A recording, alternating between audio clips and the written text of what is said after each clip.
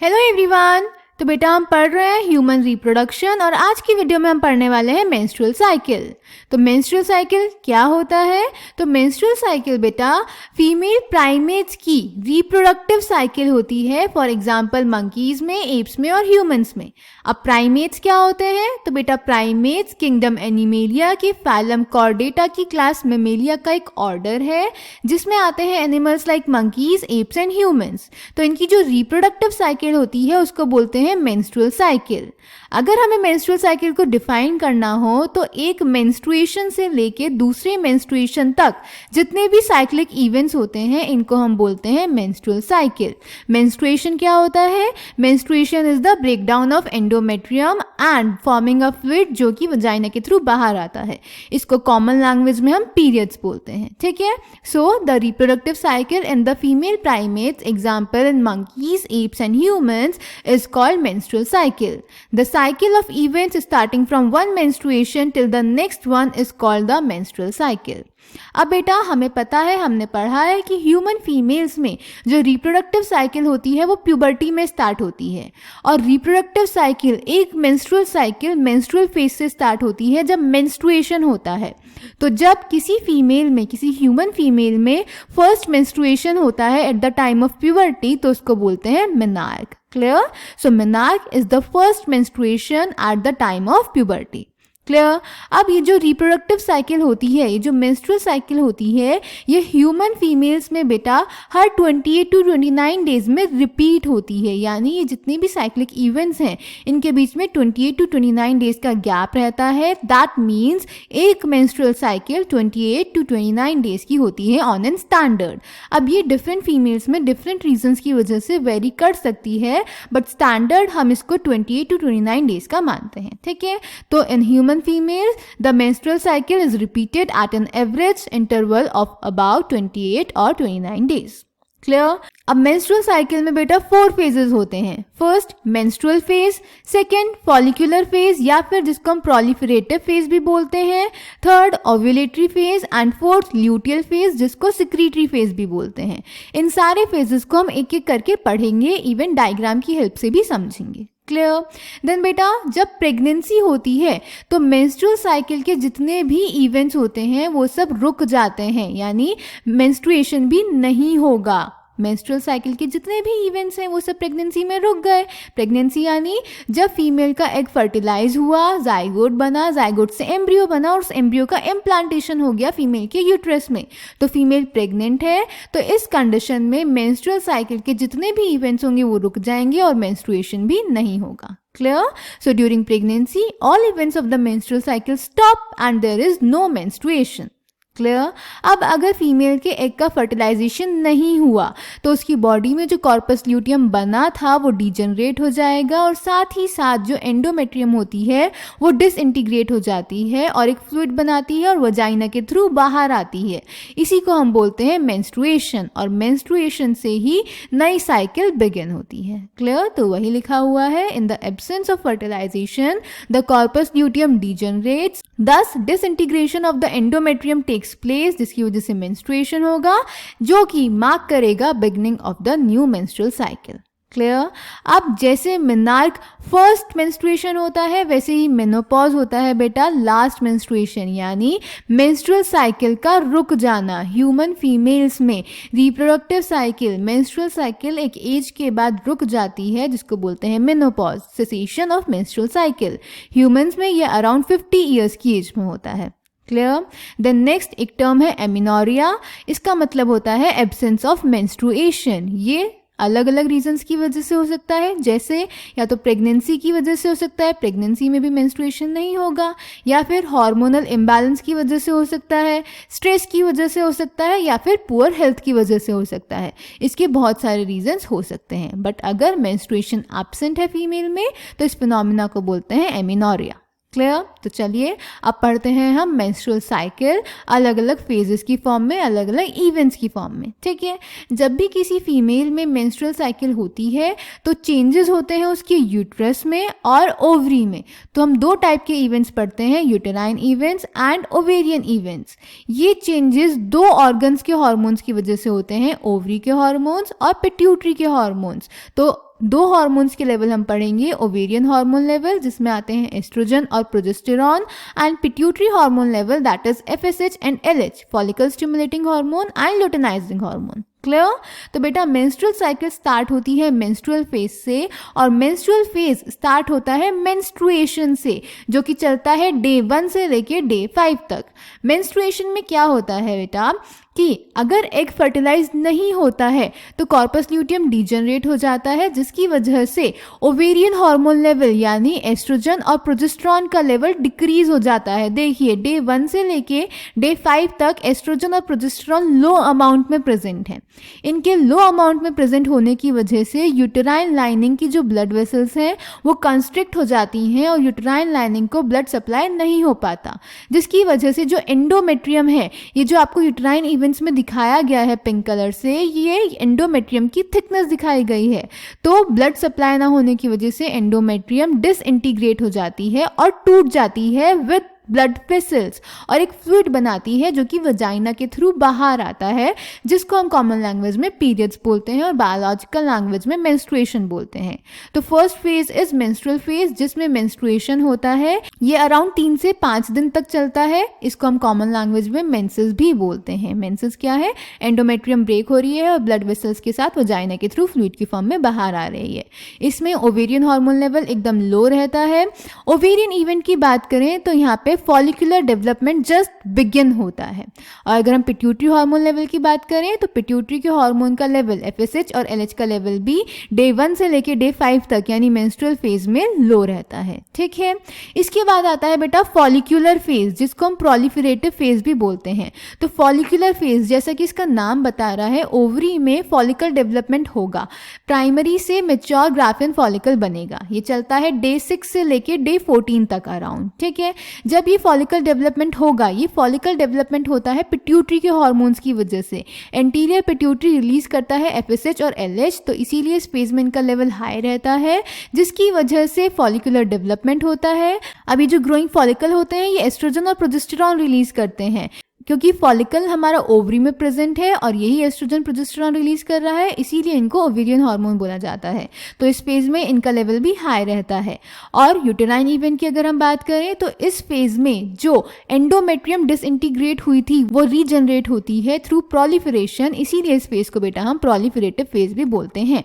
ये क्वेश्चन पूछ लिया जाता है कि फॉलिकुलर फेज को प्रोलिफरेटिव फेज क्यों बोलते हैं, तो इसीलिए बोलते हैं क्योंकि इस फेज में जो एंडोमेट्रियम होती है वो प्रोलिफरेशन के थ्रू रीजनरेट होती है, यानी एंडोमेट्रियम की थिकनिंग बढ़ने लगती है। ठीक है, अब बात करते हैं ओव्यूलेटरी फेज की, जो होता है डे 14 पे। डे 14 पे जो LH और FSH होते हैं इनकी कंसंट्रेशन मैक्सिमम हो जाती है और ये अपना पीक टच कर लेते हैं, इसी को बोलते हैं LH सर्ज। इसकी वजह से जो मैच्योर और ग्राफियन फॉलिकल होता है वो रप्चर हो जाता है और सेकेंडरी oocyte रिलीज हो जाता है, जिसको बोलते हैं ओव्यूलेशन। ओव्यूलेशन से पहले एस्ट्रोजन का जो लेवल होता है वो इंक्रीज कर जाता है और प्रोजेस्टेरॉन का लेवल ओव्यूलेशन के बाद इंक्रीज करता है। और यूटेराइन इवेंट्स की अगर हम बात करें तो जो एंडोमेट्रियम है उसकी थिकनिंग बढ़ती ही जाती है। क्लियर? देन डे 15 से लेके डे 28 तक होता है ल्यूटियल फेज, जिसको सिक्रीटरी फेज भी बोलते हैं। इसमें जो बचा हुआ ग्राफिन फॉलिकल होता है वो कॉर्पस ल्यूटियम बनाता है।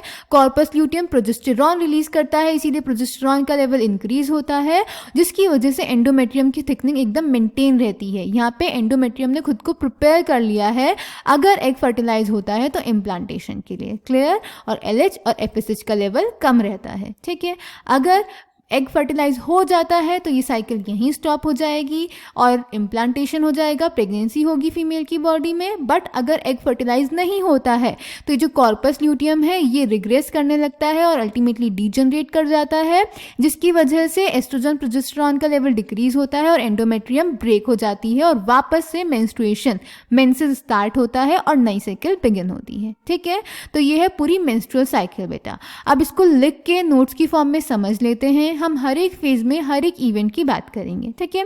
तो सबसे पहला फेज है मेंस्ट्रुअल फेज, जो कि डे 1 से 5 तक चलता है। इसमें मेंस्ट्रुअल फ्लो होता है जो 3 से 5 दिन तक चलता है। मेंस्ट्रुअल फ्लो क्यों होता है?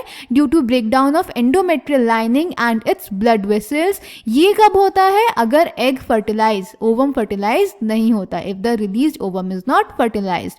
और ये जो एंडोमेट्रियम लाइनिंग और ब्लड वेसल्स का ब्रेकडाउन हुआ, ये एक लिक्विड बनाएगा जो कि वजाइना के थ्रू बाहर आ जाएगा। यही मैंने आपको एक्सप्लेन किया, ठीक है। अगर मेंस्ट्रुएशन नहीं होता है, हमने बोला मेंस्ट्रुएशन तभी होगा जब ओवम का फर्टिलाइजेशन नहीं हुआ, तो यानी अगर मेंस्ट्रुएशन नहीं हो रहा है तो ओवम का फर्टिलाइजेशन हो गया है, यानी फीमेल प्रेग्नेंट है। तो lack of menstruation can be a indicative of pregnancy, but ये और रीजंस की वजह से भी हो सकता है, जैसा कि मैंने आपको पहले बताया, स्ट्रेस की वजह से, पुअर हेल्थ की वजह से, ठीक है। देन अगर यूटेराइन इवेंट्स की बात करें तो यूट्रस में मेंस्ट्रुअल फेज में जो एंडोमेट्रियल लाइनिंग होती है और उसकी ब्लड वेसल्स होती हैं, उनका ब्रेकडाउन हो जाता है। अराउंड 2/3 एंडोमेट्रियल लाइनिंग शेड कर जाती है और इससे ब्लीडिंग होती है, ठीक है। ओवेरियन हार्मोन लेवल की अगर हम बात करें तो लो लेवल रहता है प्रोजेस्टेरॉन और एस्ट्रोजन का, जिसकी वजह से ब्लड वेसल्स एंडोमेट्रियम की कंस्ट्रिक्ट हो जाती हैं और यूटेराइन लाइनिंग को ब्लड सप्लाई कट हो जाती है। ओवेरियन इवेंट्स की अगर बात करें तो इसमें फॉलिकुलर डेवलपमेंट जस्ट बिगिन होता है। और पिट्यूटरी हार्मोन लेवल की बात करें तो एफएसएच और एलएच का लो लेवल रहता है। Clear? The next phase is follicular phase, जो कि डे 6 से 14 तक चलता है। इसमें प्राइमरी फॉलिकल ग्रो करती है और बनाती है मेच्योर या फिर ग्राफिन फॉलिकल। एंडोमेट्रियम रीजनरेट करती है थ्रू प्रोलिफरेशन, इसीलिए इसको प्रोलिफरेटिव फेज भी बोलते हैं। और इसमें मेंसेस रुक जाते हैं, ओव्यूलेशन होता है, ठीक है। इसमें अगर हम यूटेराइन इवेंट्स की बात करें तो एंडोमेट्रियम रीजनरेट होती है थ्रू प्रोलिफरेशन और इसकी थिकनिंग बढ़ती है to prepare it for implantation in case of fertilization, ठीक है। देन ओवेरियन हार्मोन लेवल की बात करें तो एस्ट्रोजन और प्रोजेस्टेरॉन का सिक्रीशन होता है through growing follicles. Ovarian events की बात करें तो प्राइमरी फॉलिकल ग्रो होती है मेच्योर और ग्राफिन फॉलिकल में। और पिट्यूटरी हार्मोन लेवल की बात करें तो गोनाडोट्रोपिन्स यानी एलएच और एफएसएच का लेवल इंक्रीज होता है ग्रेजुअली, ठीक है। द नेक्स्ट फेज होता है ओव्यूलेटरी फेज, जो कि डे 14 पे होता है। इसमें ओव्यूलेशन होता है, मेच्योर और ग्राफिन फॉलिकल रप्चर कर जाता है। क्यों करता है? क्योंकि एलएच अपनी मैक्सिमम कंसंट्रेशन पे पहुंचता है ड्यूरिंग द मिड साइकिल, जिसको बोलते हैं एलएच सर्ज। इसकी वजह से ग्राफिन फॉलिकल रप्चर होता है और ओव्यूलेशन होता है। यूटेराइन इवेंट्स की बात करें तो एंडोमेट्रियम की थिकनेस मेंटेन रहती है। ओवेरियन हार्मोन लेवल की बात करें तो एस्ट्रोजन पीक फॉर्म करता है ओव्यूलेशन से पहले और प्रोजेस्टेरॉन पीक फॉर्म करता है ओव्यूलेशन के बाद। ओव्यूलेशन से पहले ये लो कंसंट्रेशन में रहता है। ओवेरियन इवेंट्स की बात करें तो मेच्योर और ग्राफिन फॉलिकल रप्चर होता है और सेकेंडरी oocyte रिलीज होता है। पिट्यूटरी हार्मोन लेवल की बात करें तो एलएच और एफएसएच दोनों ही अपने पीक लेवल पे प्रेजेंट होते हैं और एलएच की मैक्सिमम कंसंट्रेशन को बोलते हैं LH surge. Clear? Then last phase is luteal phase, जिसको सिक्रीटरी फेज भी बोलते हैं। ये डे 14 से 28 तक चलता है। इसमें जो ग्राफिन फॉलिकल का बचा हुआ पार्ट होता है वो ट्रांसफॉर्म हो जाता है कॉर्पस ल्यूटियम में। वो प्रोजेस्टेरॉन रिलीज करता है जो कि एंडोमेट्रियम की थिकनेस को मेंटेन करके रखता है फॉर इम्प्लांटेशन। यूटेराइन इवेंट्स की बात करें तो एंडोमेट्रियम की थिकनेस मेंटेन रहती है। ओवेरियन हार्मोन्स में प्रोजेस्टेरॉन का लेवल हाई रहता है जो कि कॉर्पस ल्यूटियम सिक्रीट करता है। ओवेरियन इवेंट्स की बात करें तो बचे हुए ग्राफिन फॉलिकल से कॉर्पस ल्यूटियम बनता है और पिट्यूटरी हार्मोन लेवल एलएच और एफएसएच का जो लेवल है वो डिक्रीज हो जाता है उनके पीक के कंपैरिजन में, ठीक है। तो ये था बेटा मेंस्ट्रुअल साइकिल। अब इसको एनसीईआरटी से देख लेते हैं। So the reproductive cycle in female primates, example monkeys, apes and human beings, is called menstrual cycle. यही मैंने वहां पे लिखा है। The first menstruation begins at puberty and is called menarche. In human females menstruation is repeated at an average interval of about 28 or 29 days and the cycle of events starting from one menstruation till the next one is called the menstrual cycle। ये सब कुछ हम पढ़ चुके हैं। One ovum is released, that is ovulation, during the middle of each menstrual cycle. The major events of the menstrual cycle are shown in figure 2.9, जो हमने खुद से ड्रॉ करके देखा। The cycle starts with the menstrual phase when menstrual flow occurs and it lasts for 3 to 5 days. The menstrual flow results due to breakdown of endometrial lining of the uterus and its blood vessels, which forms liquid that comes out through vagina. Menstruation only occurs if the released ovum is not fertilized. Lack of menstruation may be indicative of pregnancy, may be लिखा है बेटा, पक्का ज़रूरी नहीं है कि ऐसा ही होगा. However it may also be cause due to some other underlying causes like stress, poor health etcetera. The menstrual phase is followed by the follicular phase. During this phase, the primary follicles in the ovary grow to become a fully mature Graafian follicle, and simultaneously the endometrium of the uterus regenerates through proliferation. इसीलिए follicular phase को हम proliferative phase भी बोलते हैं. These changes in the ovary and the uterus are induced by changes in the levels of pituitary and ovarian hormones. The secretion of gonadotropins, that is LH and FSH, luteinizing hormone, and follicle stimulating hormone increases gradually during the follicular phase and stimulates follicular development as well as secretion of estrogens by the growing follicles. Both LH and FSH attain a peak level in the middle of cycle, that is about 14th day. Rapid secretion of LH leading to maximum level during the mid-cycle called LH surge induces rupture of Graafian follicle and thereby the release of ovum, that is ovulation.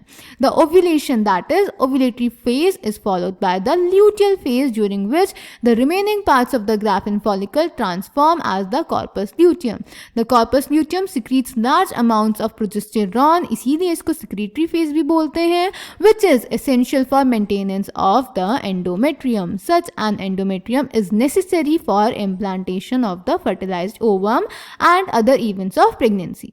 During pregnancy, all events of the menstrual cycle stop and there is no menstruation. In the absence of fertilization, the corpus luteum degenerates. This causes disintegration of the endometrium leading to menstruation, marking a new cycle. In human beings, menstrual cycle ceases around 50 years of age, that is termed as menopause. Cyclic menstruation is an indicator of normal reproductive phase and extent between menarche and menopause. तो ये सारी चीज़ें बेटा हमने यहाँ पे notes की form में लिख ली हैं. यहाँ पे मैंने आपको हर एक फेज इवेंट्स की फॉर्म में एक्सप्लेन किया है. तो क्वेश्चन बेटा सीधा सीधा आता है कि डे 14 से 28 में ओवेरियन हार्मोन लेवल कैसा होगा, यूटेराइन इवेंट्स कैसे होंगे. तो ऐसे क्वेश्चंस आते हैं, इसीलिए आप भी ऐसे ही नोट्स बनाएंगे. क्लियर. चलें आगे. तो ये है एनसीईआरटी का डायग्राम मेंस्ट्रुअल साइकिल का, जो अभी हमने खुद भी बनाया और समझा. तो आई होप ये डायग्राम आपको क्लियर हो गया होगा. उसके बाद बेटा एनसीईआरटी में मेंस्ट्रुअल हाइजीन के बारे में कुछ दिया हुआ है, इसको पढ़ लेते हैं. बहुत ही बेसिक सी चीज़ है, आपको पता भी होगी. Maintenance of hygiene and sanitation during menstruation is very important. कह रहा है कि मेंस्ट्रुएशन के टाइम पे सैनिटेशन और हाइजीन मेंटेन करना बहुत इंपॉर्टेंट है. Take bath and clean yourself regularly. हमें रोज नहाना चाहिए और प्रॉपरली क्लीन करना चाहिए.